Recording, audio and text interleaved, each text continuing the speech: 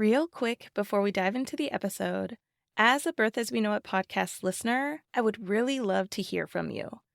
So fill out the listener survey at birthasweknowitpodcast.com/survey. It will take you right to the form. And when you fill it out, make sure to add your contact information at the end so you can be added to the drawing for the $25 Amazon gift card. All right, enjoy the episode.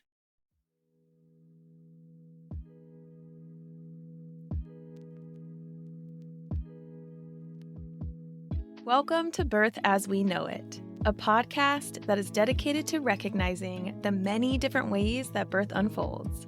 I am your host, Kiona Nessenbaum. I have experienced birth as a doula, a student midwife, a birth assistant, and as a mother of 3 amazing children of my own. After attending over 140 births, I've realized that each birth experience is truly unique. So make sure you subscribe and join me as we are guided through many different birth experiences through the lens of the storyteller. Please be aware that some of these stories can be triggering to hear. So feel free to pause, take a breath, and come back and listen whenever you're ready. With that said, let's prep ourselves to dive deep and get detailed about what really happens in the birth space.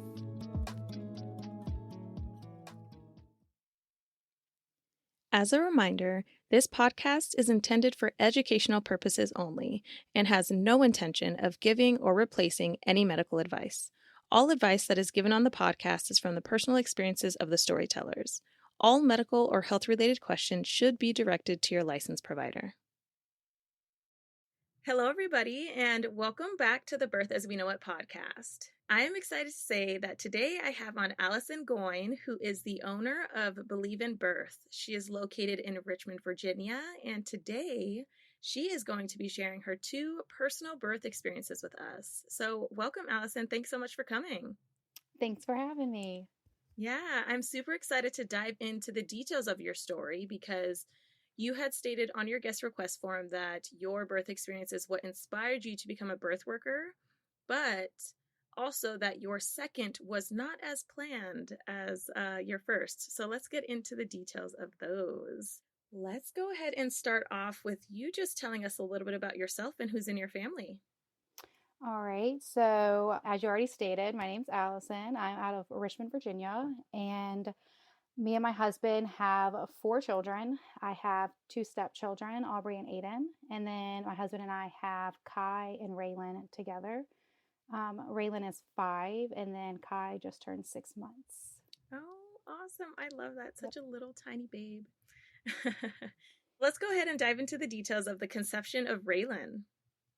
All right. So with Raylan, my husband and I, at the time, we did things a little backwards. So at the time, he was not my husband, but we had been dating, I want to say a little over a year.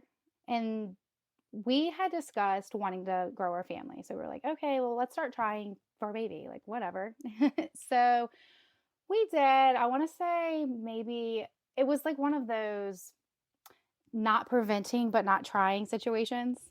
Mm-hmm. Like if it happens, it happens. And then if it doesn't, it doesn't. So after about 3 months of trying but not trying, it didn't happen. And he actually proposed in April of 2017. And I was like, okay, wait, if this is how we're going to do this, then let's get married and then have a baby. Like, do it the right way, you know, whatever that even means these days. But I was like, let's just focus on the wedding and then we'll resort to trying for a baby again later.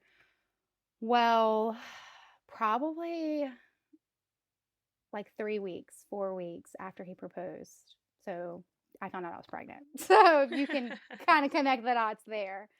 So I was like, okay. I was at work at the time when I found out. I work in logistics, so trucking, completely opposite of birth and women. But one of the technicians that I was working with had come up to me and was like, I promise you I'm not being rude in any manner, but are you pregnant and you're not telling anybody?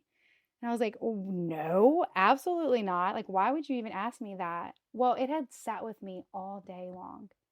So I was like, okay, maybe I'll just go test on my lunch break for fun. I didn't eat lunch that day because that test came back positive so quick.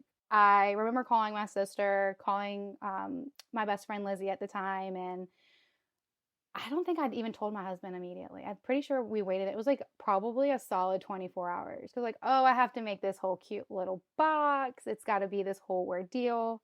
Completely opposite of when I told him with my son. But anyway, so that's what we did. My sister's name is Harley, and then my friend Lizzie, we got together. We made this cute little "You're gonna be a dad again" box, and he came home that night, and I presented him this box, and I was like, "Oh, I'm pregnant," and it was just this, whole ordeal, and that's basically how that went. I was very excited. While she wasn't necessarily planned, we had already been playing with fire. So it was just like, oh, okay, well, that happened. Yeah. Oh my gosh. That actually sounds like such a cute little announcement. And I'm so intrigued into what your colleagues saw in you to even ask that question. Did they mention why they were asking if you were He pregnant? didn't. No, he never did. He was just like, you just look like you're glowing. And I very clearly remember saying, glowing. I'm about to start my period. I feel like crap. Like, I'm definitely not glowing. What's so funny about it too is when I left, I was like, I want Hardee's. Like, I just want Hardee's for lunch. So I grabbed this test. I go to Hardee's to get my lunch. I was like, whatever, let me just use the bathroom while I'm here before I order my lunch. And it was positive, and I was like, oh my goodness, my first baby, my first pregnancy. My story is I found out I was pregnant in a Hardee's bathroom on my lunch break because one of my coworkers just had the audacity that day to ask me if I was pregnant. And what's even funnier is I did not tell him for like months. I was like, oh, I guess it's a good time to let you know you were actually right. But I just couldn't come back to work and tell you before I told my husband. Oh my gosh. That is so funny. I wonder how he feels, like knowing that he saw it in you before Yeah. you even realized. I don't know. I don't work at Yeah. that location like at that company anymore. But, now that you say that, I kind of wish I would have asked because it's like, well, how did you even know that? Like, what about me looked different? Was it the extra Yeah. bloat? Like, You were glowing. That's enough. Let's just keep it at that. yeah, right. I was just glowing. I was beautiful. Yeah. So after you found out you were pregnant, how did the remainder of your pregnancy go? Like, did you have a lot of intense symptoms? Tell me more about that. Surprisingly, no. I never had morning sickness. I mean, I had the normal, like, first trimester bloating, but I wasn't extra emotional, at least from what I can remember. It's been 5 years, but I was excited, just went on about it. We told our family and friends pretty early on. And then I do remember the only time I got sick my entire pregnancy. My husband is a travel ball softball coach, and we were on the way to a game, and I was eating on the way there. My go to at the time was just a house salad with Italian dressing, and I have not touched Italian dressing since that day. So that was like the only time I got sick. But even my pregnancy as a whole, as far as like not feeling good, like I gained a lot of weight pregnant, so I didn't feel good in that aspect. But it was a textbook pregnancy. I mean, I don't really have any complaints other than, well, for my pregnancy, other than just I did get really big. I gained a lot of weight at the time, like knowing now what I didn't know then. I didn't know anything about nutrition or taking care of my body or anything like that, and I definitely did not attempt to learn. Looking back, I'm like, oh, the reason my pregnancies were so different is because my frontal lobe wasn't developed yet. Like, that's got to be what it was, because now I look back, like, and I'm like, Allison, why were you just not, you didn't do anything to put in any legwork for that pregnancy or labor at all. So does that include like not receiving any childbirth education? Like, did you seek out any education before going into labor? No. So my mother-in-law at the time was a labor and delivery nurse. So I just blindly went into it. I was like, oh, well, I've got her, and then I've got my husband, and I've seen plenty of TV. I'm just going to go into labor, and I'm going to go into the hospital, and I'm going to have a baby. Spoiler alert, it does not happen that way ever with any woman 9 times out of 10. TV has really, really set me up for failure. But what was interesting is my friend Lizzie that I mentioned previously, she told me throughout my pregnancy, she was like, you really have to watch this documentary, The Business of Being Born. And I was like, oh, I'll watch it. Well, I never watched it. And now I'm constantly telling women, you should really watch this documentary. When did you end up watching it then? I did watch it, but it was after I had her. I don't know the exact time frame, but it was definitely after I had her, but before I conceived my son. So when you did watch The Business of Being Born, did it hit you differently after you had experienced your experience? It did. With my daughter, I experienced a lot of birth trauma. I had all kinds of postpartum anxiety, postpartum rage, and in the depths of it, I didn't realize that. Because I don't know if you've heard that saying before, but you don't realize you're in it until you're out of it. So when I was in it, I didn't realize it. But I do remember watching The Business of Being Born during my postpartum journey. I can't tell you the time frame, but I do remember watching it and thinking to myself, like, wow, it all makes sense now. Not that it necessarily made it better, but it made sense, like why things went the way that they went, because they've been going that way for years. So my daughter was it was right after her third birthday, actually. I finally looked at my husband and I was like, I have to go to therapy. Like, I can't continue to live like this. Like, I watched this documentary at some point. I'm constantly on edge. I don't know what's going on with me. I cry every day, and I've chalked it up as a personality trait for postpartum. So in January of 2021, I started therapy to process my birth trauma that then turned into all kinds of other things. I had kind of like closed this chapter of I'm not having any more kids. I'm at peace, while the things that happened to me or my birth experience with my daughter. I wouldn't necessarily say that I blame myself, but in a sense, I do have to take accountability that I did not put in the legwork for the education. Let's go ahead and dive into the details. Let's talk about what were the thoughts in your head? When did you realize you were in labor? And then we'll go from there. Okay, so throughout my pregnancy, like I said previously, I was like, oh, when I go into labor, like I'll just go into labor and I'll labor at home as long as possible. I had mentioned wanting an unmedicated birth, but didn't do much legwork to get to that or understand how to achieve that. It's important to note that she was due on December 26th. So I remember going to, I think it was probably like my 39-week checkup with my OB.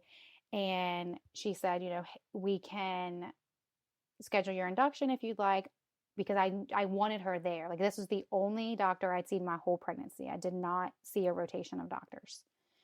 And she was like, I work Christmas Eve into Christmas Day, a 24-hour shift.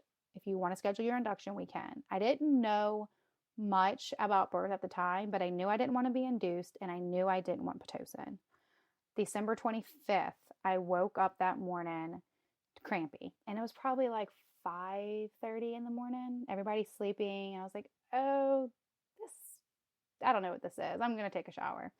So I take a shower, start a load of laundry. Terrible idea, by the way, especially if you're having a hospital birth, because you don't know when you're going to be back home to tend to said laundry that you start walking out the door. But I started a load of laundry, and then I just sat on my birth ball and watched Law and Order. Fun fact, my entire pregnancy, I binged watched season 1 to season 20 of Law and Order. SVU, of all things. That's just what I clung to. It was like, I have no idea why I did that, but that's what I was watching. And I don't know what time it was, probably after like an hour of having contractions. They were a little sporadic. I remember them being like 3 minutes apart, 10 minutes apart, and they were achy, but they didn't like hurt. But I wake my husband up and I'm like, hey, like, I think that we should go to your mom's. So at the time, I lived about an hour and a half from the hospital. And again, in my mind, I'm like, oh, well, if this goes like anything like TV, we need to be closer to the hospital, because I don't want to have the baby at home, and I don't want to have a car birth, blah, blah, blah, blah, blah. So we pack up and we head to my in-laws. And I think we got there, I don't remember, probably like around 7 or so. And I just labored there all day. I remember at some point my mother-in-law asking if I wanted to go on a walk. I was like, no, are you kidding me? It's very cold outside. Which in hindsight, I definitely should have went on that walk. But I was like, no, it's Christmas, it's cold. I'm just gonna not do that. So I went into her bedroom, my in-laws' bedroom, and everybody was just out in the living room doing their thing. And I labored in there. I remember very clearly going to the bathroom and thinking to myself, I should get in the shower. No, I'm not going to do that. I'm just going to go get back in the bed. And I remember like tensing up with every contraction, doing everything you're told like not to do. And then I got to a point where I was like, okay, never mind. Like, I want to go to the hospital. We got there at about 1 o'clock that afternoon. And I remember being told that my OB had just worked a 24-hour shift and she was coming off and she was like leaving. As I was coming in the door, she was leaving. So I didn't know who I was going to have, anything like that. It's just like, okay, well, I did decline the induction and she did ask. So so it's still December 25th, 1 p.m. is when I rolled into the hospital. And to be honest, everything is such a blur. I completely disassociated. So as far as like a time frame, I can't really give that. But I do know once I got there, it was not long before I asked for the epidural. I was like, yeah, just go ahead. I'll take it. I know I was 4 centimeters dilated when I got there. So my husband was there, my mom, my mother-in-law, my sister, and my friend Lizzie. So it was like this big old party. I know after I got the epidural, at some point I went to sleep. And again, everything's just such a blur because I disassociated so bad. Or it was the medication. I don't know. But at some point they broke my water. And then I remember them telling me they needed to start Pitocin. And I remember declining that for several hours. At some point, they discovered that there was meconium, but at that time there wasn't much conversation around it. Like, I remember it being mentioned, but it wasn't mentioned as there was like any kind of emergency. At the time, it was more so just mentioned that like we need to start Pitocin to speed things up. So when I got there at 1 o'clock that day, and after I got the epidural, I didn't move, obviously. Like, I stayed in the bed. But at some point that night, they were like, we have to start Pitocin. And I remember agreeing to it at some point and everything going downhill after the Pitocin was started. So the epidural prior to the Pitocin had appeared to have been working. I wasn't feeling all these cramps or anything like that. Once the Pitocin had started, I had the worst back labor. My contractions were on top of one another. And with every contraction, I was throwing up. I was itchy. I remember at one point asking the Pitocin to be turned down, and I don't believe that happened. Around 5 a.m. the next morning, so December 26th, a whole 24 hours later, I remember them telling me it was time to push. And I pushed for 3.5 hours on my back in the hospital with everybody around me screaming. Not screaming, but and it seems like screaming when you're doing that coached pushing. So like for those that don't know what coach pushing is, it's when your birth team, with each contraction, you're holding your breath, your birth team is counting 1 to 10 as you push. You take a pause and then you go at it again for another 10 seconds. I can still hear the counting from 1 to 10, from 1 to 10. And I'm like, I don't know much, but I know I never want to hear that sound again. So I pushed for 3.5 hours, and then once she came out, she was swept away to the NICU team. So it's actually, in the moment, it wasn't funny, but like looking back, this has kind of been like the only comedy part of my birth. So when she came out, they laid her on my chest. She was covered in meconium. So the poop, the brown poop that's super slimy, gross, all the things. It's a part of birth, but at the time I didn't know what to expect. So I remember them laying her on me and me screaming, oh my goodness, she is so slimy. So they like needed me to hold her, and I just wasn't having any parts of it, which, knowing what I know now, like looking back, I was in that transition period. So like when the babies are born, the babies need a transition, but sometimes so does mom. And I think that's where I was, as I was trying to like grasp everything that had just happened. I'd put in so much work over the last 27 hours. And now you guys want me to immediately take care of this baby? I've got nothing. So they took her away. She came out very limp, very blue, and unresponsive. So the NICU team comes in, they have her on the warmer, and I have no idea what's going on. Nobody had communicated to me what had happened, what was going on, and if they did, I didn't hear it. So I remember them bringing her, finally getting her wrapped up. They had worked on her for a little bit, brought her back to me, and I have one picture from my birth with her, and I'm just holding her, looking at her. She's already swaddled up, with no immediate skin to skin or anything. And somewhere along the lines that morning, another doctor came in kind of in a panic and said, we have to take her to the NICU. Her cord blood gases came back low. All I remember hearing the doctor say is, we have to take her now. It's time sensitive. She's at risk for cerebral palsy and seizures for the rest of her life. So not knowing anything, I remember telling the doctor, like, take her. Like, why are you even talking to me? If it's time sensitive, like, get her out of here. And I remember telling my husband, like, you just go with them. Leave me here. Like, I'll get this sorted out. Like, I'm fine. Somebody needs to go be with her. My husband goes to be with her. I'm still in the bed. So I still have no movement in my leg. So while the epidural did not work in the way I guess I would have hoped for it to work, I was numb from the waist down, but like I said, I was still feeling all of that back labor. I remember my nurse coming in and telling me I needed to get up and I needed to go to the restroom. And I was like, I can't, like, I physically cannot get up. And she goes, no, but you have to get up. And I was like, no, but I'm telling you, I can't feel my legs. I cannot get up.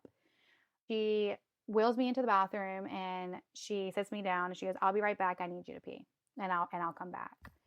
And I couldn't. And I remember sitting there. I'm probably going to get emotional. But I remember sitting there feeling like, because it was just me in the bathroom and I was like so alone. And I remember just all this pressure. So if you've ever had a UTI, it felt like the worst UTI of my entire life. So I was like, my bladder feels full, but I can't pee. Like, I'm telling you, I cannot pee. And I remember screaming for my mother-in-law. And she comes in and I tell her, I'm like, hey, I need off of this toilet and I need somebody to put a catheter in me. I feel like my bladder is going to explode. So she gets me back into the bed. She's off the clock. So while, yes, she is a nurse, she was there for me. She was not there like on duty. And she goes and I tell her, like, you need to go get my nurse. And I remember her coming back saying, oh, well, she says she's busy. She'll be here. And I was like, I can't wait. When I tell you that I feel like my bladder's about to explode, like, this feels like I'm dying. I cannot wait. And my mother-in-law actually ended up putting a catheter in me to help drain my bladder. But the whole point to that part of the story is just like, I know this doesn't happen every day, but like for me and my story, the care that I had received was just so lonely. Like, nobody talked to me really about what was going on with my daughter. And then I'm like wheeled into this bathroom and I literally thought I was going to die in there. And, to some that might seem dramatic, but the pressure that I was feeling, and then I can't do anything about it because I can't move my legs to get up. I still physically need help. So anyway, she drains my bladder. I start to immediately feel better because for obvious reasons. And then somewhere along the lines, my husband does come back and we start to like prepare. So the way our hospital is set up is you have your baby in one room and then you go to like another floor, the mother infant floor. I don't think all hospitals are set up that way, but mine was. So we got our thing set up and I remember them bringing the bassinet in, which looking back, they brought the bassinet in for us to put all of our things in. But I remember them bringing that bassinet in and I was just like so upset. Like, why are you guys bringing me this empty bassinet? I don't have my baby to put in this bassinet to go to this floor and recover without my baby. So we get to mother infant. I hadn't really decided if I wanted to breastfeed or formula feed. It was really never a thought that I had during pregnancy because, again, I was just like, I'm just going to take everything as it comes. Don't recommend doing that. But that at the time was the only thing I had control of. So I was like, okay, I can control this. I can control how she's fed. So I was pumping around the clock. So while actively trying to recover, I'm pumping every 2 hours around the clock to try to feed my baby. Once she was in the NICU, They hooked her up to a EEG to monitor seizure activity, and she was on what's called the cooling blanket protocol. So what that is basically, so it's just like the bassinets you see in the hospital, but the baby's on it and they have exactly what it sounds like. It's a cooling blanket attached to this machine. And what it does is it puts your body in a hypothermic state to protect your brain. So it basically puts your brain and your body in a hypothermic state. So if there was any swelling on her brain from birth, it wouldn't get worse before they could actively correct it. The way it works is when she's in the NICU, they have her on this blanket and they cool her for 24 to 48 hours while monitoring her brain activity. And then for the following 72 hours after the first 48, they slowly warm her back up. So the first 5 days of her life, she was in the NICU, sedated for the most part. So she was like on morphine and Keppra, which Keppra is for seizures, and the EEG around her head, and then this cooling blanket that, as I previously stated, keeps her in this cold state to protect her body and protect her brain. Wow, that sounds like a lot to unpack because there's so many moving parts there. The immediate postpartum where you see her and they tell you, hold her, she's here, yay, congratulations, and you need to ground. Yeah. Right? Like you need to reground yourself, and then you're looking at her and then you're like, this is not what I expected to see. Like, Yeah. There's a slimy meconium-filled baby that's like non-responsive. This is probably very scary to see because it's not something you anticipated seeing. And the movies and TV does not help with the reality of what babies look like immediately after birth either. Right. So there's that you have to process. And then in addition to that, the doctor rushes in to say that the cord gases are low. I understand that kind of panicky sensation or feeling to say, okay, take her, do what you need to do. And then it seems as if you were kind of just left to be. And that is heavy. That is very heavy because you are processing the fact that you just gave birth and the fact that your baby was like swept out of your arms to go do this emergency thing. And then your solid rock that was there to support you is now with your child. And so you are there feeling alone, which makes sense to feel alone. It does sound like you had some other people in the room, but it's a different kind of feeling to be supported by your intimate partner versus your mother-in-law. So as much as you probably love her and appreciate her being present, it's definitely different. It's definitely different. So the moment that you felt when you were sitting on the toilet trying to pee is absolutely scary because you have no control of your body, right? That was the scariest part, is there's like no control. It's like, you guys want me to do what? I can't even walk. Yeah, and that also shows that like the way that medicine goes into everybody's bodies is always different, right? There's always like, oh, most people get up around this amount of time postpartum and they're able to walk and like do all these things. And you're like, I still can't walk and I still can't pee. And as a doula, like I have, like since being a doula, I have experienced so many beautiful hospital medicated births. And I'm like, wow. So prior to becoming a doula and going to therapy and processing my birth and my healing journey and all of that, like you couldn't tell me anything. Epidurals were the devil, Pitocin's going to kill you. And if you have your baby at a hospital, you're absolutely insane. And then obviously I had to work through all that, and I did. And then also witnessing births from a different point of view, it's like it actually doesn't have to be like that at all. And epidurals can be great tools for labor. I think at the time when I was trying to process my birth and my birth trauma with her, I was scared, but like looking back, I'm not so sure that I was scared necessarily of like losing her per se, because despite everything that had happened, I was still so trustworthy of the medical system. And I truly did trust her team. the NICU team that she had was just phenomenal. The nurses were great. And I think the biggest piece of that, now that I'm out of it and can look back, is just what you were just mentioning, was just how lonely it was and how I felt in that moment. And for years after that, every day, I remember always thinking to myself, I don't know what I can do to make a difference, but I have got to figure it out, because I can't imagine families feeling this way every day giving birth.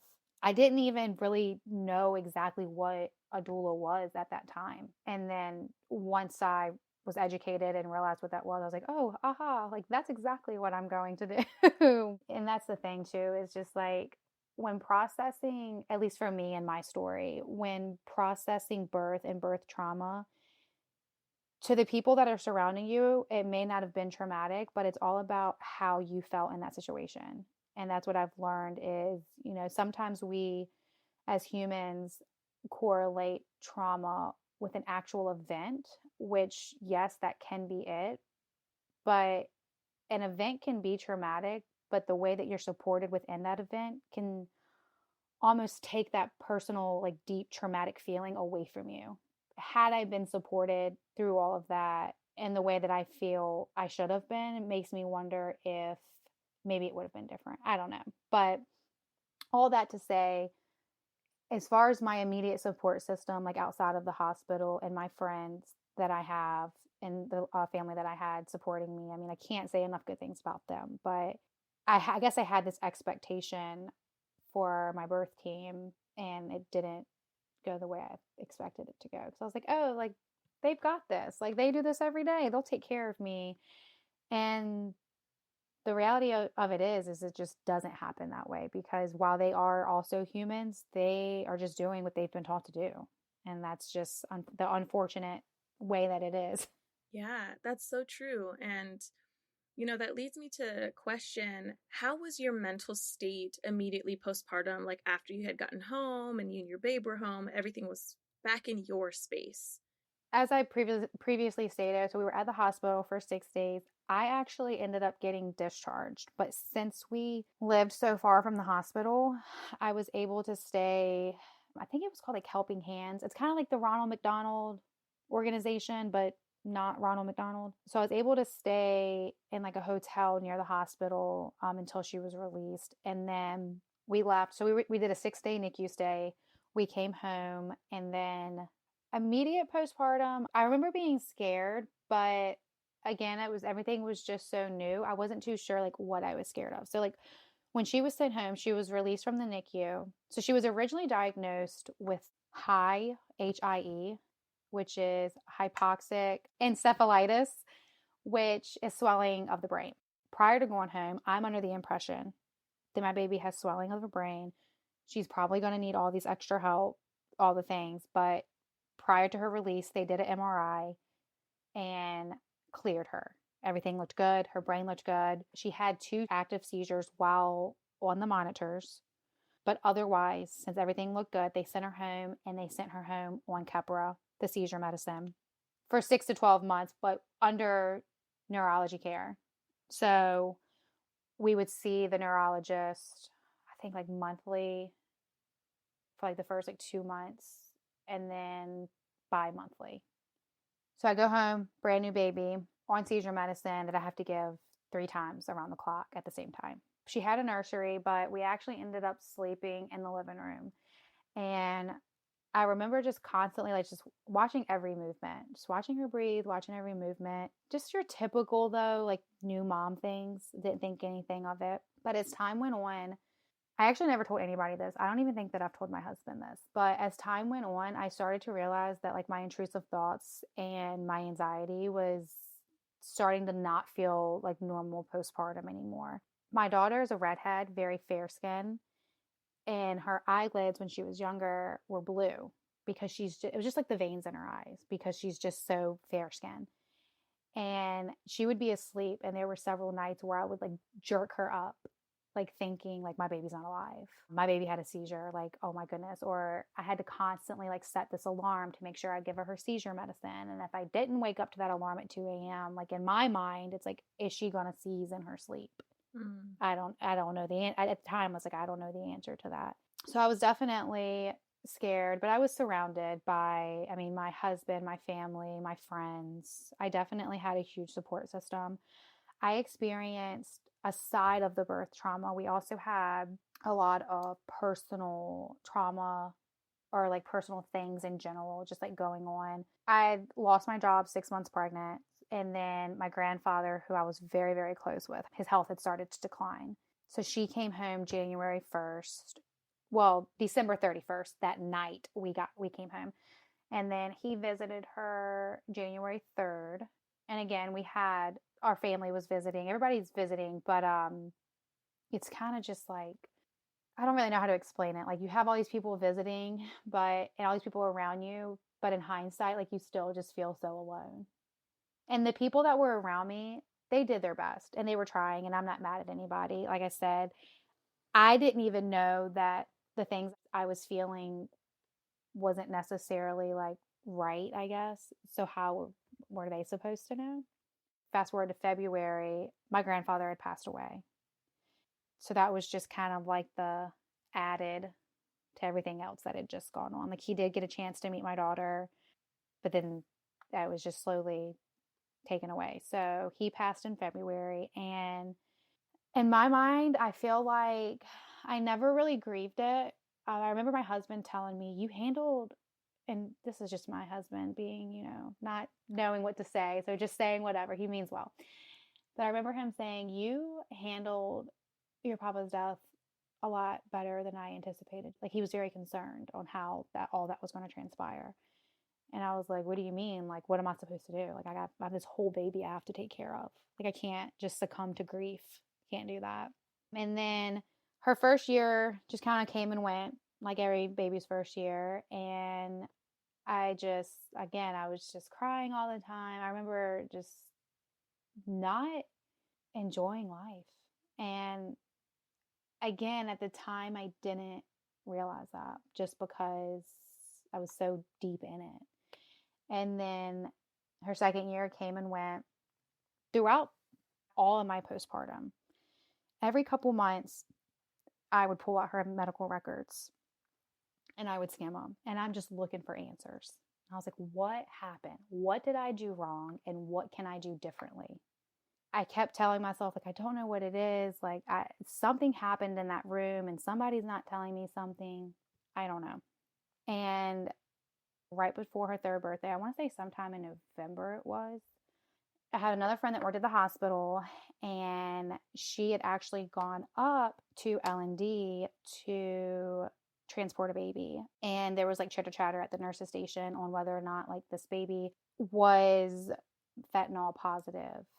And the chatter that was at the nurse's station was a conversation surrounding, can the medication that goes into the epidural pass through the placenta and get to the baby? And we know, per the studies, the answer is no. Like it doesn't. It's safe. That's ideally the safest route to go for like pain management. But one of the nurses at the nurse's station had just like made a comment about, oh no, like I've seen it happen before. The anesthesiologist had like come in. So she had made the comment, one of my coworkers' daughter-in-law's baby was in the NICU because she had gotten too much medication through her epidural line like too quickly. And my friend was like, wait, I know that story. Like, what are you talking about? And she was like, are you talking about Allison? And the girl was like, wait, oh, the nurse was like, oh, you know her. And she's like, the anesthesiologist had said to me that day, make sure you watch mom and that baby. She was in a lot of pain, so I dosed her heavily. So that's when I like started to like really crumble because it was like right before her third birthday. And I'm like, wait a second, what do you mean you did that? Now, I don't have anything, nothing in my medical records. I don't have anything to like, back that up. It's just nurse's station chitter chatter. But I remember in that moment when my friend called me and she goes, I don't want to bring this back up, but I feel like you need to know this. This is what allegedly was said during the birth of your baby. Like, supposedly they had given you too much medication because they knew your baby needed to get out. And I'm like, okay, well, this is really heavy. So I remember like losing my mind. I was at dance with my daughter when I got this information. And I remember calling my husband and I'm like freaking out. And I was like, it was the hospital's fault. Like they tried to kill our baby, which who knows? Like I'm sure none of that was intentional. But that's the moment where I was like, okay, I need therapy and I need to process this because I am blaming myself. I have people saying that this is what actually happened. To this day, I truly don't know what happened, but I'm at peace with my experience. I've taken accountability for my part in it, and I've done the steps to get to a point where I can not look back at it and just sulk in it anymore. And I do feel like without that experience, I wouldn't be where I am today. I wouldn't have become a doula. I wouldn't have been able to see the good in birth. I wouldn't have started therapy that not only helped me with my birth trauma, but I felt like it helped me as a parent and as a person as a whole because of all the other tools you learned in therapy. And then, of course, there's my son. So I wouldn't have had him either, I don't think. But I did tell myself that I was never having more kids. Like even after therapy, I was like, I am not having more kids. I'm not doing that to myself. Not happening. And I had convinced myself this was another part of I think of like my trauma response was I told myself, okay, she came out. We didn't know if she was going to live, and she did live. So we can't have another baby because we got lucky. I know that's all just silly talk. But at the time, I was like, I'm at peace with how our birth went and I'm going to move on from it. But we're never having more kids. So then when I found out I was pregnant with my son, that's when I was like, oh, great. All the emotions are coming back. Yeah. So let's take just a pause moment here for a second. And before we dive into your son's conception and his birth, I would love to get a little bit more detail on how postpartum rage showed up for you. So at the time, I didn't realize that's what it was. A lot of people talk about postpartum depression and postpartum anxiety. It's kind of talked about, but it's really just kind of chalked up, right? For the postpartum rage, I just was so irritable and on edge all the time. My poor husband, like I was constantly angry with him because I had to have somebody to lash out at, I guess. And keep in mind, we're not even married at the time. So we're just engaged. So after we made it out of the postpartum season, I was like, you know what? You are the man I need to marry. But I was just always yelling. I was always just not happy with, I guess this is kind of like a hard pill to swallow, but if I'm being completely transparent, and that part of my journey and that part of postpartum and that part of motherhood, I was doing it because it needed to be done, but I wasn't enjoying it. I was like, people keep having kids and they love this. I don't love this. I'm taking care of her and I love her. I do love her, but I don't love this. And the internet paints it that I'm supposed to love this and I'm supposed to enjoy every bit of it, but responding to her every need frustrated me. Now, not in a way where I was like yelling at my baby or like harming my baby, but I was just angry. Like she would, and I was still breastfeeding at the time. So I've been transparent about that with my community and like on social media with my business and stuff, just because I do think there does need to be transparency around a lot of things, but especially breastfeeding, because I do feel like a lot of the times women, they want to breastfeed and they're like, oh, the bond, the bond, the bond, which there is a beautiful bond with breastfeeding. But the reality is it's not like that for everybody. And I was like that. Like I was breastfeeding because that was the only thing I had control over. And I was like, this is the only way I can feed her. And this is the only thing that nobody can make or break this for me. Like I have control of this. So I guess that's just kind of how it showed up. Like I wasn't really bonding with my baby. I was constantly yelling and screaming and on edge with my husband. I don't know. Like I just couldn't handle her cries. Like I'm like, you've got to take over. Like I would feed her and then I'd pass her to him. And I'm like, you have to take over because I can't do this. Like I said, I was crying a lot. And if I wasn't crying, I was just angry at life. I mean, it could have been anything. The sky could have just not been blue enough one day. And I'm like, ugh, why does the sky look like that? Mm-hmm. Yeah. And the reason I brought this up and wanted to talk a little bit more about it is because it's not talked about enough. Yeah. And people feel guilty for feeling this way. It is a little hard to be vulnerable and be honest with you with that, but I did feel guilty for a long time, but like you said, people don't talk about it enough, and it wasn't that I didn't love my baby. I think it was just at that time I did not know how to process all the emotions that I was having, and unfortunately, anger just presented the most for me. So, I just wasn't kind. I mean, I wasn't kind to myself, I wasn't kind to others. I got roped into a mom group, which if anybody knows what internet mom groups are, a hard no, but you don't figure that out until you figure it out. I actually say often to friends that I had then that I still have now, I'm just like, thank you guys for still loving me because I wasn't very lovable then. Mm. So, Mm. but it's very scary.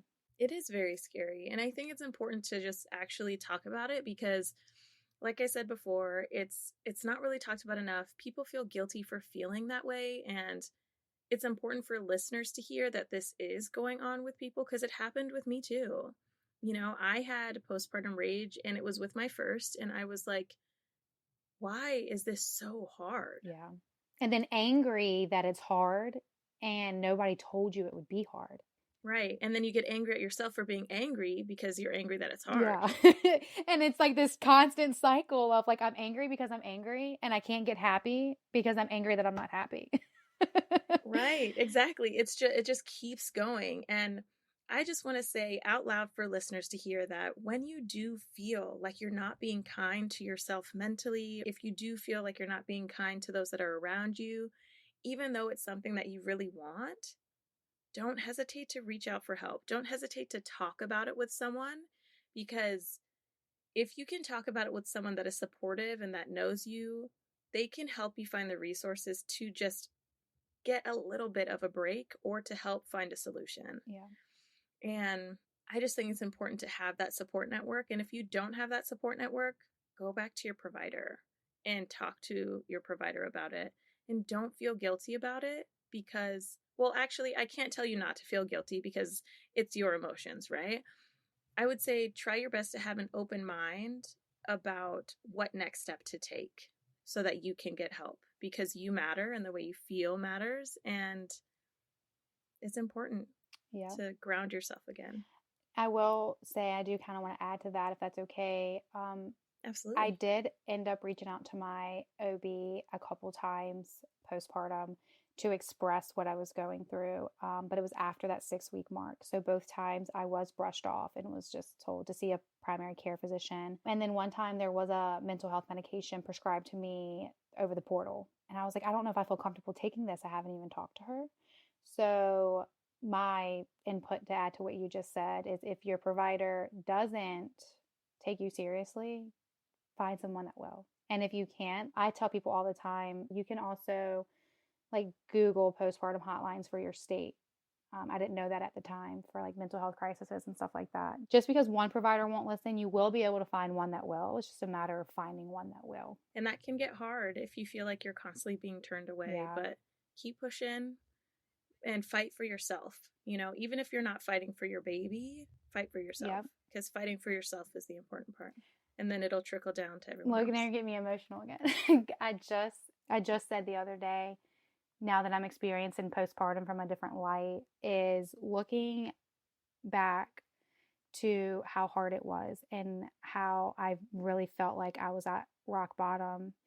And I've actually had one rock bottom situation since having my son, but that's neither here nor there.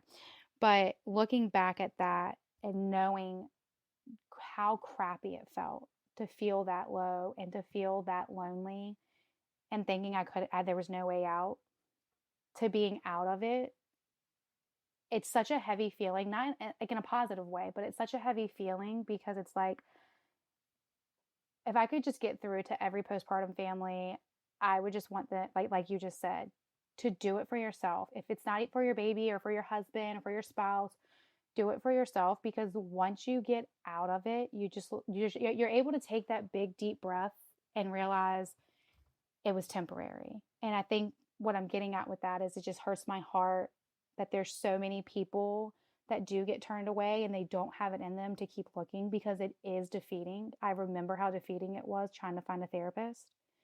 but I'm so happy that I didn't give up. And I just want to like tell everybody that, like, just don't give up, because in the moment it sucks. I've been there. I know it sucks so bad. But once you're out of it and you're able to look back and see everything you've overcome, it's so rewarding. Absolutely. It really is. And so let's actually take that as a positive step toward speaking about the conception of your son, then will lead into the birth of your son and how different it was. Okay. So with my son, my husband and I had been taking precautions since all postpartum. And I was tracking my ovulation, like doing all the things. And then just one time I didn't. That was it. Just takes one time. They tell you in school too. It only takes one time, and they're not lying. Like, it really does. I did not even consider it being pregnant, but I had been having episodes of low blood pressure, dizzy spells, nausea, my blood pressure dropping. Didn't think anything of it. And then knowing better, I'm like, let me just Google it. And Google's like, you're either dying or you're pregnant. And I'm like, okay, well, I can rule out if I'm pregnant. I can't really rule out right away if I'm dying. So let's just take a test. And I had like the kits that you can get off Amazon of like the ovulation test and the pregnancy test. So I just had a couple of the ones you pee in a cup and you just dip it in. They're like 99 cents for a pack of like 100. And I take this test and I sit it down. I'm like, okay, whatever. And I come back to it and I look at it again. And I'm like, no, no, no, no, no. Like, I have like line eyes, right? I'm like, I swear I see two lines, but there's no way there's two lines on this test. And I'm panicking. Like, you would have thought that I was like 15 and pregnant, like with nothing like to do. Like, I was like, I don't know what to do. This can't be real.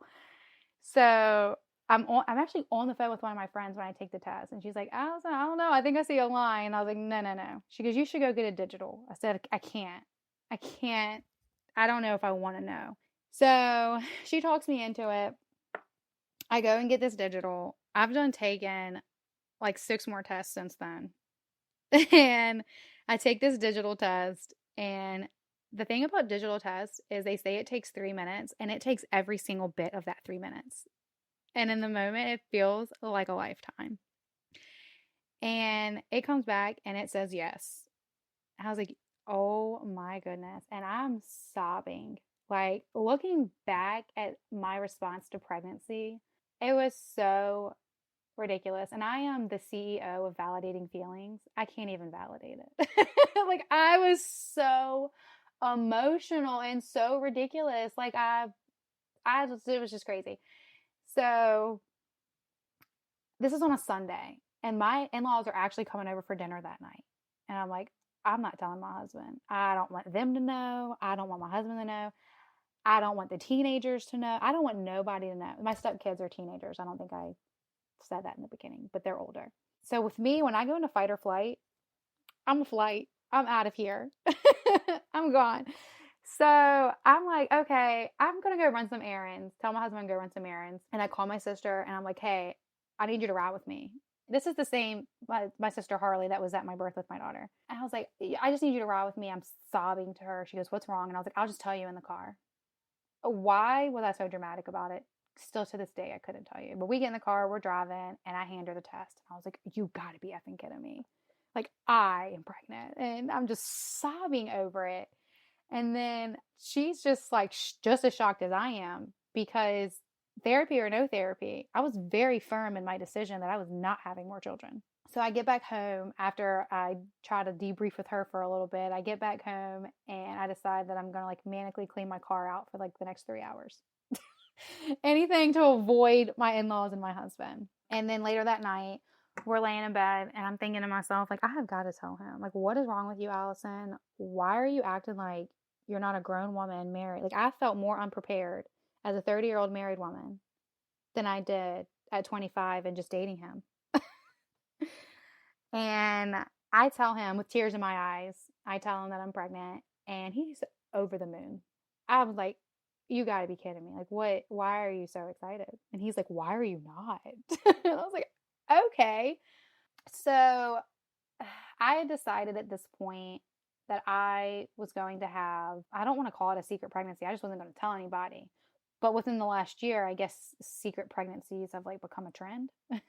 But for me, I was like, I'm just not telling anybody because with my daughter, you know, it's my first baby. I'm posting all over Facebook. All of my friends know, my family knows, the whole world knows I'm pregnant, like at this point. And then I had her, and I did not have the capacity to talk to anybody because of everything that went on. So I was like, I'm not telling anybody I'm pregnant except my closest friends and family. I have things that I need to work through to be able to enjoy this pregnancy before I just can't. So I didn't. A handful of my close friends knew. Of course, my sister knew, but nobody else knew. We hadn't told the kids or anything. I immediately knew I was having a home birth. I knew that I was not thrilled about being pregnant, which, to preface that, it's okay to not be thrilled about being pregnant immediately. Like, your initial response does not have to be jumping over the moon, because I was the furthest from jumping over the moon. But I already knew. I was like, okay, I have so many emotions that I need to work through, but I know that I'm having a home birth. So I need to find a midwife, and I need to find one now, because so in Richmond, our birthing center and home birth midwife options are very, very scarce. So if you want the opportunity, you literally have to like pee on a stick and find a midwife immediately. So that's kind of what I did. Well, that is what I did. And I called around to a few, and then I interviewed a couple of them, and then I went with River City Midwifery in Richmond, Virginia. They were phenomenal, but I went with them, and I was able to like express all of my emotions and my birth trauma and all of that, and it was just very validating. But as far as the emotions go, basically what had happened was in January of last year, I had been going to therapy for a little over a year. And in January, I had, I guess, quote unquote, graduated therapy. Like, she was like, I feel like you're in a good place. Do you feel like you're in a good place? And I'm like, yeah, I feel like I'm in a great place. I am thriving. Like, I am ready to live my life. And she's like, okay, well, you know my number. If anything comes up, call me. Like, I'm still here, but go on, do your thing. That was in January. And February is when I found out I was pregnant. So to me, in that moment, it felt like everything I had worked on and worked towards just came crumbling into my lap. Because in that moment, during the first trimester, I couldn't see the good in that point, in that moment. It's like, everything's going to go wrong. Everything that I just spent the last 4 years working on to recover mentally, physically, and emotionally is about to crumble all around me once again. That was my thought process. So I was like, nobody can know, because I don't want to hear any questions of how are you feeling? When is your baby due? Is it a boy or a girl? Like, while people mean well, at that time, I felt like I didn't have the capacity to answer those kind of questions. So I kind of just scooted through my first trimester with the handful of friends that I have. And I have the most amazing friends. I just want to put that out there. Like, everybody is just, they were just all so comforting to my emotions. And even now we can just kind of look back and laugh at me. Like, okay, you were a little dramatic, but I think that it's really a good point that you brought up there, is how that initial shock of finding out that you were pregnant gave you that trigger of feeling like everything was going to crumble down around you. And the reason why I say that is because when you're pregnant, whether it's your first time or the 10th time, there is still so many unknowns. And so you have no idea how it's going to turn out, right? And so for you to have had your first experience with your daughter, that is your reference. And that is not where you want to be this time around, right? So I understand that concern, and I understand that panic. And for me, I'm going to say, the way you reacted, I'm going to validate you. That was not overreacting. You were scared. I was terrified. Yeah, and let that be real, because who knows? Yes, looking back, you realize that, it wasn't as bad of a thing as you thought it was going to be, but you had to get there and through it to realize that. So yeah, in that moment, that was some real scary stuff. Okay. I was terrified. Yeah. Terrified. Well, thank you for that, for the validation, because that that is one of the emotions. I'm like, why were you like that, Allison? Just relax. And that's okay. Yeah, I see it. Validation coming from me 100%. So let's go ahead and dive into the birth of him. What decisions did you make differently throughout your pregnancy to lead you to having a redemptive home birth? So at this point in my life, I had already started doula work. So I had the birth doula education under my belt. I'd got my certification. I had attended a handful of births at this point, from medicated to unmedicated to C-section, all hospital births. But I did have friends around me that have had home births, so I felt pretty confident in it. But of course, you never know. Birth is still so unpredictable. So I basically spent my first trimester. I was very sick, lots of nausea, lots of throwing up. My blood pressure kept dropping. So my whole first trimester, I really just spent wrapping my head around the fact that I was having another baby and trying to survive off of grapes and ginger ale. And then by my second trimester is when I was really started to like hone in on my pregnancy. I was like, okay, if I have two options. I can sit around and I can complain and mope about it, and I can not put in my best effort to have a redemptive home birth, or I can do what I know I need to do, put in the effort prenatally, hope for the best, and just see where it takes me. And that's kind of what I did. So by the time my second trimester rolled around, I'm still actively seeing the home birth midwives. And again, like, they're just so validating. And every appointment it's like hanging out with one of your girlfriends. It's so different from OB care and hospital care. But they would validate me, talk to me about, things that I can do and to like feel better, whether that be like walking every day or like nutrition, whatever. I was already walking to stay mobile and to keep my head clean throughout the first trimester and second trimester, but I did decide that it was time to start making a birth plan and what I wanted my birth to look like. And even though I had the doula education, I still needed to turn like inward and really trust myself, my body, my intuition. So that's kind of what I did. I mean, I wouldn't say I did anything too much, just because I had taken a childbirth education since becoming a doula and I'd seen births, and I just had to have an understanding of what I wanted my birth to look like, which for me, obviously I wanted to be at home. So I asked my daughter, she was 4 at the time. She turned 5 in December, and my son was born in October, just for reference. But I had asked her if she wanted to be here, and she told me multiple times, no, that's gross. I was like, okay, well, I was really hoping you wanted to be like my little mini doula. She didn't. She did not. Absolutely not. So my second trimester is when I also started to like tell people. I didn't put it on social media or anything. I also did not find out the gender, just to put that out there. But I started to finally tell my in-laws, and we told the kids and told more of my friends, and it just all started to come full circle, and it had already started to feel healing. I kind of isolated myself. I did isolate myself the first trimester, and while I don't necessarily regret it, I do think that I needed that moment with myself. I needed that time with myself to just adjust to all the emotions and feelings that came with it. But then by the time I started to actually tell my friends and family, like I said, it just all came full circle. I felt good mentally, physically, and I felt like I knew what to expect. I mean, I had seen birth at that point. I had done therapy. I had done the educational part, and I felt like I just knew what to expect, and I had confidence. I mean, I did have some fears. I remember going into one of my appointments, like crying. And I remember the midwife saying, she had a student midwife there that day. She was great, but I felt so bad because she was like, hey, I have, a student midwife here today. And I was like, honestly, there's nothing wrong with her. I think she's great, but I just need time with you today.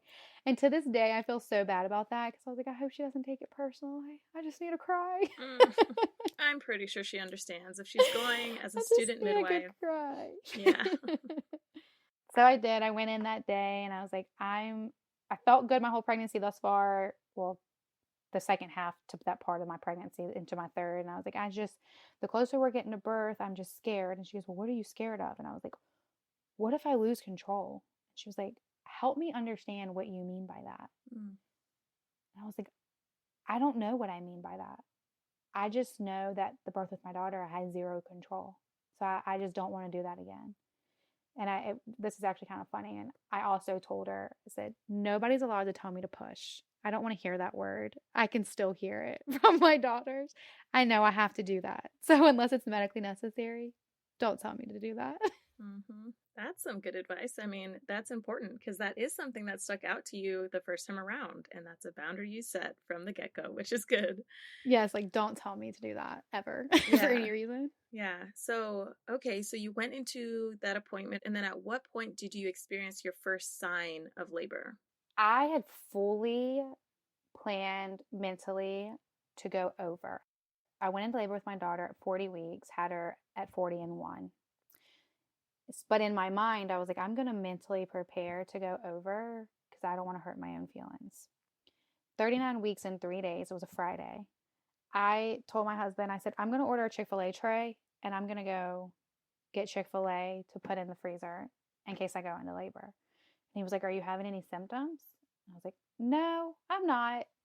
Mind you, like looking back, I spent the vast majority of my pregnancy trying to be in tune with my body and listening to my intuition.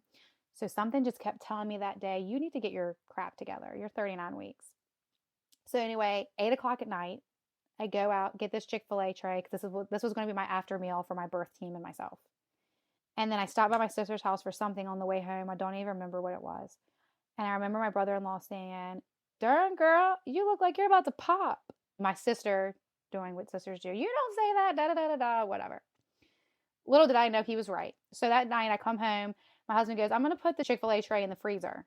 And I said, no, it can be out for 24 hours in the refrigerator. If I don't have a baby within 24 hours, we'll put it in the freezer.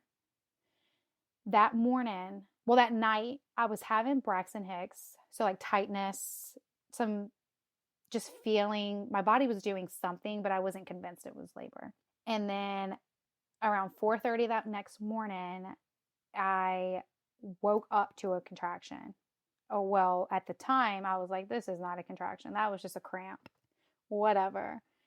So I was like, I'm going to try to go back to sleep. I couldn't go back to sleep. So I took a shower, ate, very similar to how things started with my daughter.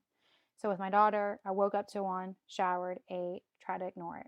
So that's what I did. I tried to go back to sleep around 6 a.m. that morning, and I couldn't. They were coming, but they were like 20 minutes apart, 12, 6. They were just super sporadic, no rhythm to them. And like I mentioned previously, my husband is a softball coach, and he had softball that day. And I went downstairs and I said, hey, I don't think I want you to go to softball today. And he's like, is everything okay? I was like, I don't think I'm in labor, but my body's doing something. Well, at this point, I hadn't lost my mucus plug, which I know that doesn't mean anything. But I'm like, my body has done nothing. Like, I haven't lost my mucus plug. I haven't had any bloody show. My water hasn't broke. Like, I mean, there's no signs of labor other than the contractions, which should have been the only sign I needed, right? So all day long, I just labored around at the house. We listened to music. All the kids were here. We had dance party downstairs. We love listening to music. So we're like having dance parties downstairs. We're just having such a good day. It was rainy that morning, but the sun ended up coming out. It was my stepson's homecoming. So we're like getting him ready for homecoming while I'm also trying to, just in case, because I'm still not convinced I'm in labor, line up people to get him to homecoming if it does turn into labor. I failed to mention, so that at 7 a.m. I called my midwife. I was like, I don't think I need to call her. But she did tell me, if anything changes, I want you to call me. Even if you don't think you're sure, I want you to call me and tell me what's going on. So that's what I did. I called her and I was like, hey, I'm not in labor, but this is what's going on. She's like, okay, well, I'll check in with you in a little bit. And if you're, let me know what's going on by dinner. I was like, okay, I can do that. So the day goes on, I want to say around the afternoon, I tell my sister, I'm like, hey, I think I'm overreacting, but go ahead and just start getting yourself together and head over here. My sister was in charge of getting the kids out the house. So I'm having contractions still all day long, but they weren't in any kind of rhythm. So while I knew and I had practiced my whole pregnancy, listening to my intuition, my doula brain wouldn't turn off. And it's like, well, the textbook says The textbook says it has to be a rhythm. It just has to be this. And it wasn't that. They were just sporadic. And they started to get to a point around noon. This is when I was downstairs with the kids and my husband, and I started to have a contraction. We were all dancing, having a good time. And suddenly I told my husband he needed to stop talking, and I was very rude to him, and I felt so bad. And I was like, you need to stop talking. Why are you still talking? Please be quiet. And then I was like, I'm going upstairs. And in that moment, that should have been my, girl, you were in labor. Why are you still telling yourself you're not? And I go upstairs and I get the pool ready. I like start to blow it up and I'm setting it up. My husband's like, what are you doing? And I was like, just in case this is labor. So basically, the just in case this is labor went on until I was holding my baby. But so I'm around upstairs at this point. I'm listening to music. And then I decide, I don't know what time it was, maybe like 1, 2 o'clock. I decide I want to get in the bath. Not quite the pool, but the bath. At this point, my sister's here and the contractions are definitely picking up. I'm having to breathe through them and I'm in the tub. And I remember I had started to time them at this point, and I had 3 contractions back to back that were 6 minutes apart. That was the only consistency throughout my labor. Like, again, my water hadn't broke, no bloody show, no other symptoms, but I had 3 contractions that were 6 minutes apart consistently. And my husband says, I think you need to call the midwife again. You just had 3 contractions that were 6 minutes apart. And I was like, no, you can call her. I'm not in labor. So anyway, we call her again. I'm in the bath and my sister-in-law shows up to take my oldest to homecoming. And that was probably about 3 o'clock.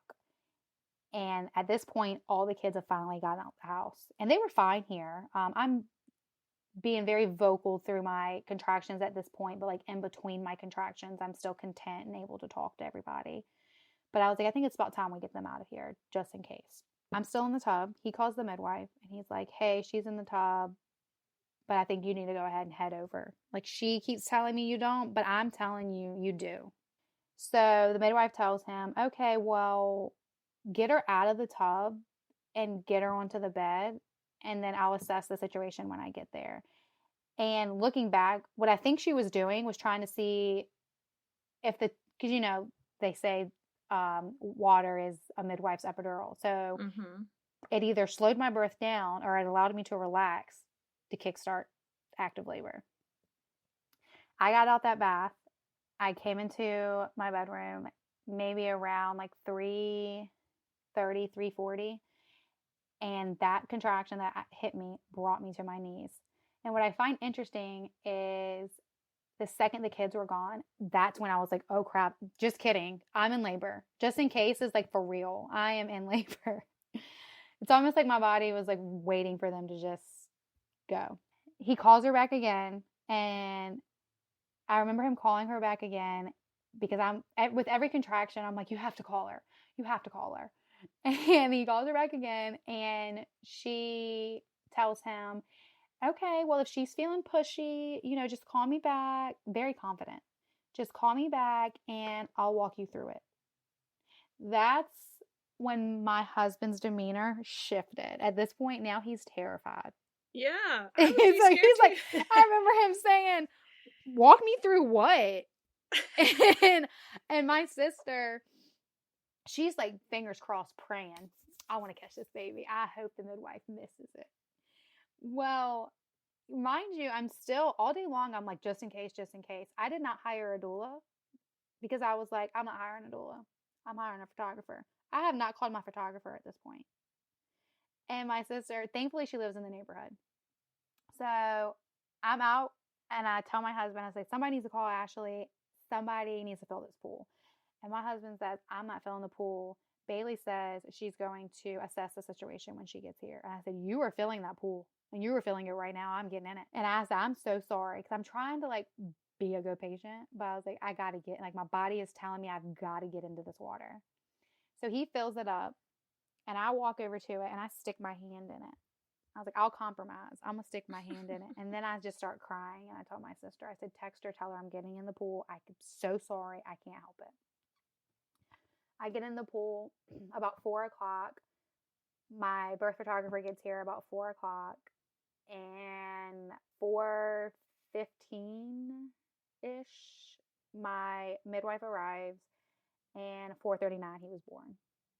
Wow. You were in So straight denial that whole time. I was in denial until I hit the floor, and I was like, okay, fine, I'm in labor.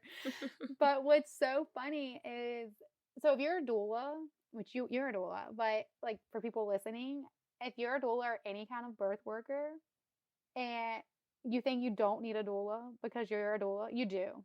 You definitely do.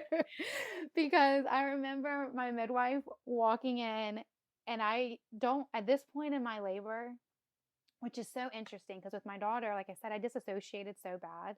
I can't tell you much of anything of what I saw. I can just tell you what like I felt. Mm-hmm. But I remember my thoughts and everything with my son. It was just so different. And I remember hearing her come into the room. First off, I remember saying to her, "We're liars as doulas. I can't believe we tell women they can do this." And she says, she goes, "You're not wrong, but we tell them that they can do it because we can do it." Mm-hmm. And then she says to me, "And I need you to stop trying to doula yourself." Yep. And I'm like, yes, ma'am. And I think that was shortly after my baby was born, because I think I just needed stuff. They talk about labor land. My brain never went there because my brain is like, you're not in labor. Your water didn't break. Your contractions are sporadic. You're still happy in between contractions. This isn't labor. Mm-hmm. And then I was like, oh my gosh, this is definitely labor. So yeah, it was super quick. So from my first noticeable contraction, 5:30 a.m., to him being here 4:39 p.m. And nobody told me to push. And he came out. So I wanted to catch him so bad. Like in my mind, I was like, I'm going to catch my baby. And I was sitting in the tub on my bottom. And I remember saying, my pelvis is breaking in half. There's no way I can do this. And I remember my midwife, there was 2 midwives here. I remember the other one saying, her name was Lindsay. She said, "Why don't you try flipping over? You might find a little bit more comfort there." And I remember hearing her say that. So I'm like, okay. So in between that contraction, I flipped to my hands and knees. And then the very next contraction, the fetal ejection reflex kicked in, and he literally just came out. Nobody caught him. Poor guy, was just in the water, swimming away. So they obviously lean over to get him. His cord was wrapped all around him, but he was fine. I rolled back over. They put him on my chest, and it was blissful. It was me and my husband, the midwives, my sister, and my birth photographer. Love it. I love that so much. And the story of that one sounds so much more supported and together than your previous story. It was. And what was it like when you found out what the sex of the baby was? Who announced it? I think I did, but I think we might have both did, because I kind of just held him up like Simba. And me and my husband were like, "Oh, it's a boy." So during my pregnancy, I got 1 ultrasound. I got the anatomy scan. No, I got 2. I went to like a fancy 3D place, but we didn't find out the gender. But the side profile of during my ultrasound, I saw it and I looked at my husband and I said, "This baby's not a surprise anymore." He said, "What are you talking about?" I said, "He's a boy." He said, "You don't know that." I said, "I'm telling you, that baby is a boy. He looks just like my grandpa that passed away after my daughter." I said, "This is his side profile." He was like, you know how men are. He's like, "I don't know. It looks like a blurry blob." And I'm like, "Okay, whatever you say." I said, "This baby is a boy." So I had a camera set up while I was giving birth. And while I'm in labor, when he came out, I had not seen him yet, but I said out loud, "I can't reach him. Somebody needs to get him. I can't reach him." So I was like subconsciously already calling him a him. Yeah. So it was definitely exciting, but it wasn't the wow factor I was looking for, because I was convinced. You couldn't told me nothing else while I was pregnant. I was like, this baby is a boy. His ultrasound looked like a boy version, if that even means anything, of my daughter. But more specifically, he looked like my grandpa to me. And even if my husband thinks if that's crazy of me, I don't care, because to me, I was like, that looks like my grandpa. That's beautiful. So, I love when moments like that happen, because it's like, following your intuition, following your gut, and being like, oh no, yeah, that's definitely I see it already. I don't need to see the Yeah, it's beans and definitely. I don't need to see the little turtle or whatever, that's I a don't need boy. to see nothing else. That's a Mm-hmm. boy. And what's funny is we had finally settled on a girl name through my pregnancy, but we had not settled on a boy name. So this baby went a whole week without having a name. We were just calling him baby. That's awesome. Even though, you didn't get the wow factor that you wanted, it was still a surprise, like an official surprise. Like, okay, he is actually a boy, so maybe we should come It up was with a still name. awesome. Yeah. Yeah. And so how did your postpartum and how is it currently going? Because he's 6 months postpartum now. So how was your immediate postpartum and then how are you doing now? Immediate postpartum, it was night and day from with my daughter and the support system that I had around me. So my friends set up a meal train. So everybody, that should be just standard. Oh my gosh. I made thank you cards for all of my friends and they were like, you literally didn't have to do that. And I said, I don't know how I can truly express my gratitude for each and every one of you. So the best I got is a thank you card with my baby's cute face on Yeah. it. So we were fed for the first 2 weeks. The emotionally and physically, it was night and day. I was up walking around immediately. I showered first thing the next morning. It was great. Now it is still good.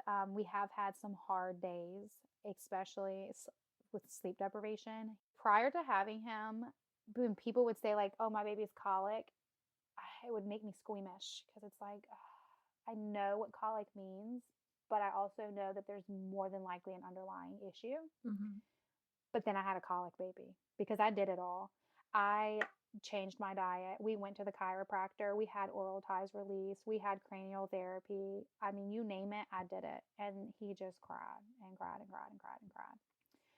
So while yes, it was hard, and the sleep deprivation almost got the best of me, what I find very interesting is the mentality that I have this time versus with my daughter. I was able to vocalize it.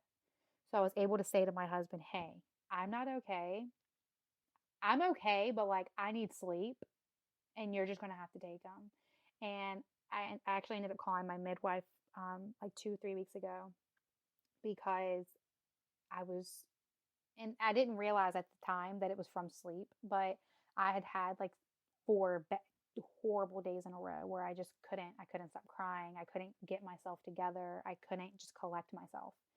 So I finally called her and I was like, hey, I need to make an appointment. I'm not too sure what's going on, but I'm able to acknowledge that whatever it is, it's not right. And then I got a full night's rest. And suddenly I was just like, oh my goodness, I should cancel this appointment. um, so it's night and day. Like I said, I did go to see her, and mind you, I'm 6 months postpartum, and she welcomed me with open arms. So that's also the difference. And immediate postpartum, they come to me, and they take care of me and my baby, and they listen. And I don't know, it was like really awesome. But I expressed to her like how I was like, I almost canceled my appointment because I feel fine now. But I guess let me tell you why I made the appointment and how I was feeling. And she validated my feelings and she walked me through a postpartum like plan. Like, if this happens, this is what I want you to do and this is what I want you to do. Beautiful. And we're going to do this for 30 days and then I'm going to check in on you. It hasn't even been 30 days and she's already checked in on me. They're really great. So she checked on me literally, like, what is today, Sunday? She checked on me Friday. And I was like, why is this not the standard of care? Yeah. So, and so River City Midwifery is well, now it's just one just because they have other things going on. But Bailey and Lindsay are the ones who delivered my baby. But then Adriana is the one that's at River City now. And she was when I had my baby too, but she just happened to be out of town. And, but she's the one that, like I said, she brought me in. She's like, let's talk about it. And even though you don't feel like that today, let's unpack why you felt like that and let's try to prevent it from happening again. And then if it does, you know how to contact me. But call me and don't put it in the portal again because the portal's not for emergencies. She's like, yeah. I would consider that an emergency. It's like, okay, my bad. Yeah. But awesome. Like, I absolutely love how open your midwife 6 months postpartum was for you to come in and get checked out. They're not leaving Yeah. you or pushing you somewhere else, leaving on the sidelines. They're like, oh, okay. I'm biased here though, because I am an out of hospital birth worker. I love out of hospital birth. So I recognize my biases here, but I feel like the providers that are in out of hospital settings, at least that I've worked with, they're like, once you're a client, you're family. Like, once Yeah. you're there forever. We're here to help you during your next pregnancy. We're here to help you throughout any moment that you need support. I remember when I was working at a birth center and we had a client reach out to us, and she was 1 year postpartum and she just needed some assistance with her mental health and like how her body was feeling. And she went to come in and talk about like sex and like what that was like now and if they can get assistance. And again, we welcomed her with open arms to come and talk, and we provided her with the resources that she needed in order to get support. I love that. And that should be, and that's my thing. And that's what I struggle with is because I'm like, that should be the standard of care. Absolutely. Mm-hmm. Adriana hosts birth support groups and like postpartum groups within. So I guess I don't really know how to explain it, but for example, just a few months ago, like shortly after I had my son, she had I think they're called like a client lunch essentially, but all of her clients, previous and current, we meet up at a park and we all bring a dish and we're all in the same season of life and we just hang out and chit chat. You bring your babies, you don't bring your babies, you bring your spouse, whatever you want. It's really nice. It's a community, it's a network, and that's what we need, I feel like, as families and parents. It's just Absolutely. That's exactly what it is. It's a community. It yeah. is a community. And that just brings me to think about like what I'm hoping to accomplish with the Birth as We Know It listeners, because I have a private Facebook group where we have that connection happening. And it's with people Yeah. in the seasons of life of just having babies or being a birth worker or just wanting to connect and have questions and answers. And, just having that sense of community is absolutely necessary for all people. So I love that you had that for you and still have it for you. Thank you. Well, I love that you're creating that for others. Oh, well, thank you. You are now part of the Birth as We Know It community as well, the Baki community. So, Allison, thank you so much for sharing your stories with me today. I just have 3 final closing questions for you. And the first question is, what is one piece of advice that you would give to other pregnant people as they prepare for pregnancy, labor, and birth? One piece, just one. um, the one piece would be to do your homework, prepare your body mentally and physically, and invest in your birth team in whatever way that looks for you, whether that's in hospital or out of hospital. Put in the work for the education for yourself, hire the doula, and if that's not within your means of something to do, have a provider that you trust and a provider that trusts you. I love that. I think it's so important. I absolutely do. And I think that it is great advice because you can hear in your stories why that piece of advice rings true to you. So I love that. My second question would be, what is one resource that I can share with our listeners on your behalf?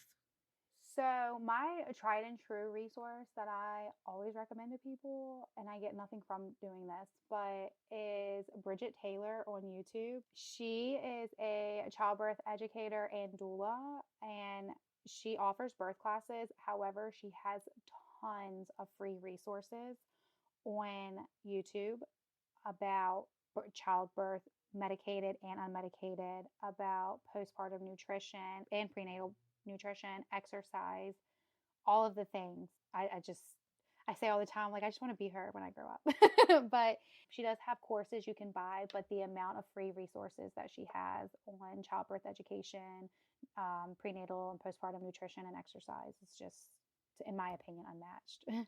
That's awesome. I'll definitely share that to the listeners.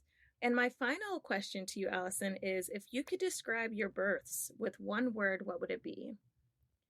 I think I would, and it might sound cliche, but I think I would have to say transformative for both because while I kind of wish I would have never had to have gone through what I went through with my daughter, I do truly believe it has brought me to the place that I am now, mentally and physically, not just with birth, but as a person in general, just because it took me down a path of healing and self-recognition and just learning all the things about life in general, Yeah, I love that. Transformative is absolutely an amazing word to describe this journey that you have been on and are on still with Yeah. your 6-month-old son, Kai. Like, it's absolutely in progress. And I'm happy to hear that it is a more redemptive experience than your last.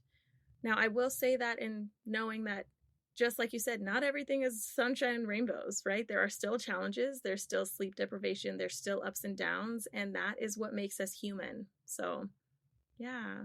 The very obvious difference that I've been able to vocalize as far as like my mental health with my daughter versus with my son is with my daughter, I would see bad days and I couldn't see my way out. And with my son, even if we have a bad day, I'm able to wake up every single day and say, today's going to be a good day. And if it's not, tomorrow will be too. So I love that.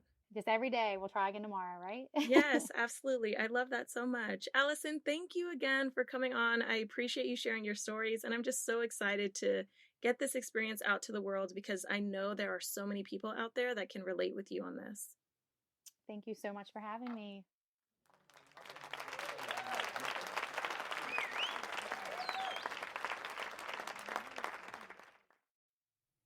This interview with Allison gave me such a reminder about something extremely important. And that is that the definition of trauma is defined by the person who experiences the event. They are the ones that remember how they were cared for and how they feel and what was done that made them feel as if the situation or event was traumatic. The reason why I find that to be so important is because in society today, it is so easy for everyone to judge one another and to compare to one another.